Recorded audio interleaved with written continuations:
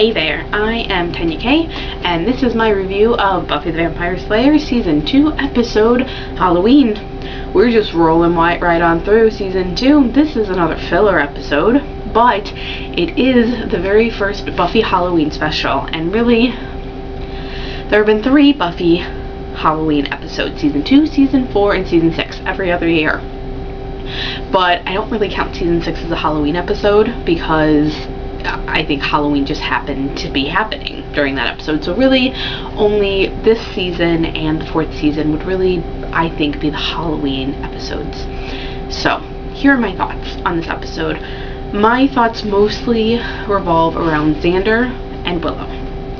In this episode, Xander is about to get beaten up by Larry, one of the school bullies, and Buffy steps in and saves his ass, and Xander's upset because he wasn't, okay, I'm not exactly sure if this is the right term to use, but Xander wasn't man enough to take care of the bully. He was man enough to take the beating, but he wasn't brave enough to stand up to him. And really, if you think about it, all the brave things that happen and the reason why Xander becomes a man and a better person is actually direct result of Buffy. Even in this episode, the only reason why Xander is able to take care of Larry and get his revenge and actually beat him up towards the end of this episode is because he's under a spell. And I kind of equate the mystical things that happen, directly associated to his life with Buffy, because, as Xander stated in episode 1, the pack, before Buffy came along, there was nothing to worry about. Life was normal. But ever since Buffy came along and their eyes have been open, all of this stuff seems to be happening to them, and they are right in the middle of all of this. And I'm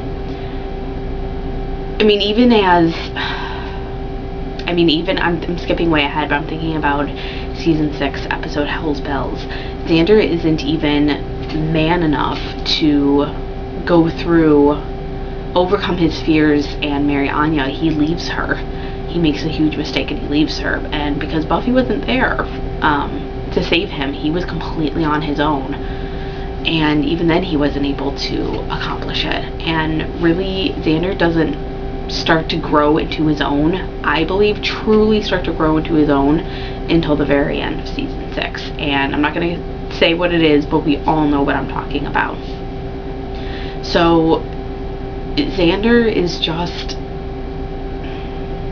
he's that mentality. He's in this mentality. I know he's only 16. He's just a kid, a junior in high school, but this theme is going to carry through continuously for many, many seasons, almost until the very end of the whole show. I think Xander is the least to grow up, and he's the slowest and the last to grow up out of all the characters. However, Willow, it's different with Willow. Willow takes the very first step towards her destiny, if you will. Her destiny of, she takes the very first step down the road, and the road ultimately leading towards her turning evil and full of power. That very first step is simply having enough self-confidence to walk down the street with her stomach showing. That's all.